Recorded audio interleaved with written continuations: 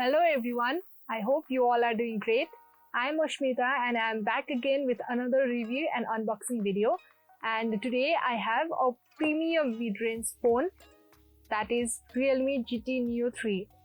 REALME को फ्ल्यागशिप killing फोनहरुको बारेमा त सबै ग्याजेट लभर्सहरुलाई थाहा नै होला र REALME को GT Neo सिरिज चाहिँ अझ भ्यालु फर फोन मानिन्छ and I have a review unit for the same. ल अनबक्सिङ गरेर हेरौँ है त फर्स्टमा यो REALME GT Neo 3 को चाहिँ बक्स नै एकदमै ठुलो छ एज यु क्यान सी अरु फोनहरुको कम्प्यारिजनमा चाहिँ कम्पेरेटिभली एकदमै ठुलो छ र I am really excited to see कि यहाँ भित्र के छ भनेर some documentations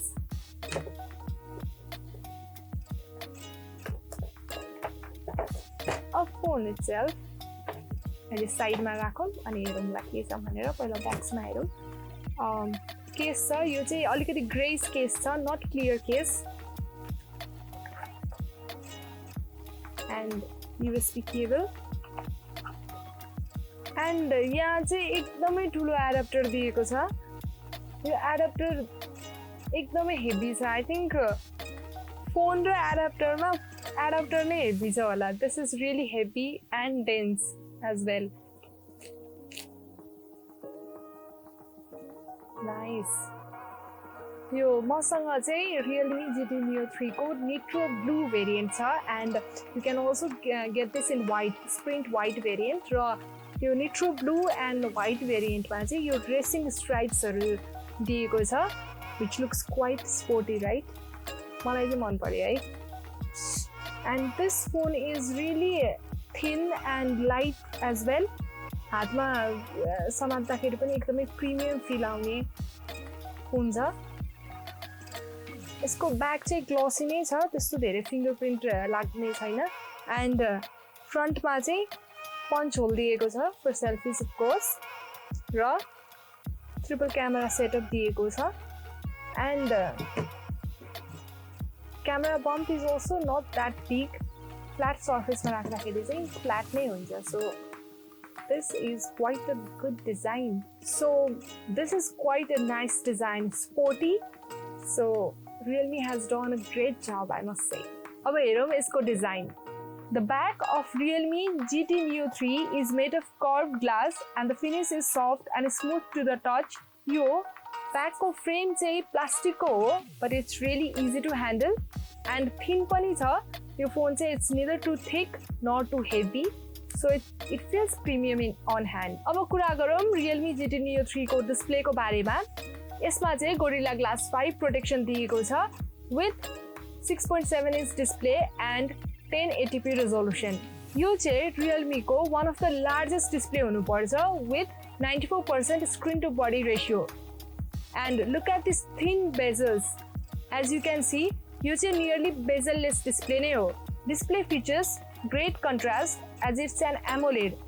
Color accuracy पनि एकदमै मेन्टेन गरेको छ and premium video viewing experience provide गर्छ. Display is one of the best in REALME GT Neo 3. Brightness can reach up to 1000 nits, making it quite comfortable for outdoors. Multimedia को कुरा गर्नु पर्दा REALME GT Neo 3 मा 3 stereo speakers provided छ. र यसको sound भने ठिकै नै लाग्यो मलाई त्यति धेरै लाउड चाहिँ छैन र विथ नोटिसेबल बेस र क्वालिटी पनि साउन्डको चाहिँ डिसेन्ट नै छ. OIS को कुरा गर्नु पर्दा REALME GT Neo 3 मा चाहिँ REALME UI 3.0 छ which is based on Android 12 and कम्पनीले भने अनुसार you'll get two major versions of Android here that is you'll have Android 13 and Android 14 र 1 year को सेक्युरिटी अपडेट पनि पाउन सक्नुहुन्छ which means you are sorted for 3 years. Day to day usage को लागि चाहिँ REALME GT Neo 3 fast and fluid नै छ. You won't experience any laggings here. 5nm based MediaTek Dimensity 8100 processor छ REALME GT Neo 3 मा which is great working processor. REALME को अरु फोनहरु भन्दा GT Neo 3 को प्रोसेसरले एकदमै राम्रो काम गरेको पायौं हामीले चाहिँ. REALME GT Neo 3 को अर्को impressive features is particularly for gamers and that is thermal management. REALME GT Neo 3 मा चाहिँ passive cooling system छ and यसले चाहिँ stable sustained performance गरेको पायौं हामीले. So heating को चाहिँ केही इश्यू भएन बट गेम खेल्दाखेरि अलिअलि अप्टिमाइजेसनको चाहिँ प्रब्लम आएको देख्यो तर Realme GT Neo 3 चाहिँ पर्टिकुलरली गेमिङ फोन नै भएको कारणले गर्दा गेम खेल्दा चाहिँ यसमा केही पनि ल्यागिङ्सहरू एक्सपिरियन्स गर्नु हुँदैन। अब कुरा गरौँ Realme GT Neo 3 को क्यामेराजको बारेमा। Realme GT Neo 3 को क्यामेरा स्पेक्सको बारेमा भन्नुपर्दा चाहिँ it has 50 megapixel main camera with multi-directional face detection, autofocus and OIS. यो चाहिँ Sony IMX766 sensor हो, which works quite good. Quality from the main camera is great. Photos are sharp and detailed with nice looking colors. Indoor photos in low light condition comes out looking good. फोटोजहरुमा अलिअलि contrast आएको पायौं हामीले। Exposure is overall in the darker side and dynamic range is wide enough. Portrait shotsहरु चाहिँ ठिकठाक मात्र लाग्यो as there is lack of sharpness. Color reproduction is also satisfactory. GT Neo 3 मा ultra wide एंगलबाट photo खिच्दा चाहिँ photo medium मात्र आएको पायौं हामीले। कलर्सहरु पञ्ची भए पनि डिटेल्समा ल्याकिङ देखियो here and there as they are soft. Night mode photos from GT Neo 3 are quite good and Neo 3 ले चाहिँ लो लाइट कन्डिसनमा आफै नाइट मोड प्रोसेसिङ गर्दिन्छ मेन क्यामेराको फोटोजहरुलाई। Photos appear sharp with details, nice looking colors with low noise. Sharpness and dynamic range पनि maintain गरेको हुन्छ। Realme GT Neo 3 को front क्यामेराको कुरा गर्नुपर्दा qualities of selfies are quite impressive. You can expect well exposed, sharp and detailed photos with wide dynamic range. भिडियोको कुरा गर्नुपर्दा चाहिँ मेन क्यामेराको 4K फुटेज चाहिँ इम्प्रेसिभ नै छ। Excellent details, dynamic range and contrast and another feature it has is dual video mode. जसबाट चाहिँ front and back camera दुवैबाट एकैचोटि भिडियो लिन मिल्छ which is quite useful for bloggers out there. Realme GT Neo 3 को camera क्वालिटीमा त त्यस्तो केही पनि कम्प्लेन छैन।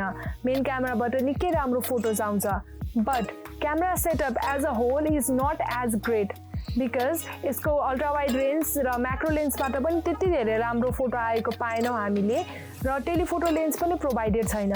सो यो हाई प्राइस रेन्जमा चाहिँ अलि राम्रो फिचर्स भएको क्यामेरा सेटअप दिएको भए चाहिँ it would have been more better. अब चाहिँ लागौ the main buzz and talk of the town about Realme GT Neo 3 र त्यो हो 150 watt charging.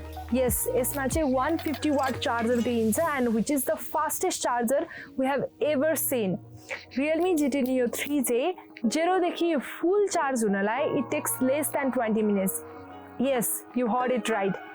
16 minutes मा चाहिँ लगभग यो 0 देखि 100% सम्म चार्ज भइसक्छ र यसको ब्याट्री लाइफ चाहिँ 1 डे मात्र छ बट हु केयर्स किनभने 20 मिनेटमा त यो फुल चार्ज भइसक्छ। यदि चार्ज पुगेन भने पनि पटक पटक बीचमा 4-5 मिनेट चार्ज गर्दिँदा केही फरक पर्दैन। So battery life is really satisfactory. Realme GT Neo 3 मा चाहिँ IP रेटिङ्स दिएको छैन र यसमा चाहिँ वायरलेस चार्जिङ पनि छैन जुन चाहिँ हामी एउटा प्रिमियम फोनबाट एक्सपेक्ट गर्छौं र Realme GT Neo 3 को camera setup as a whole is not as great तर अपग्रेड सँगसँगै इम्प्रुभमेन्ट हुने हो भन्ने चाहिँ छ। यदि Realme ले अपग्रेड सँगसँगै यो फिचरहरू इम्प्रुभ गर्ने हो भने this Realme GT Neo 3 would be a perfect phone for those who are looking for a good performing phone. अब कुरा गरौँ Realme GT Neo 3 को प्राइसको। Realme को चाहिँ यो प्रिमियम फोन हो र यसको प्राइस चाहिँ नेपाली मार्केटमा 77,999 रुपीस पर्न जान्छ। यसको ओभरअल फिचर्स हेर्दा चाहिँ this can be a quite value for money phone if only Realme ले चाहिँ अपग्रेड्स गर्दै गयो भने। What do you think about Realme GT Neo 3? Don't forget to let us know in the comment box down below. If you like the video, hit the like button, share and subscribe to our channel. Until next time, I am Asmita signing off. Bye-bye.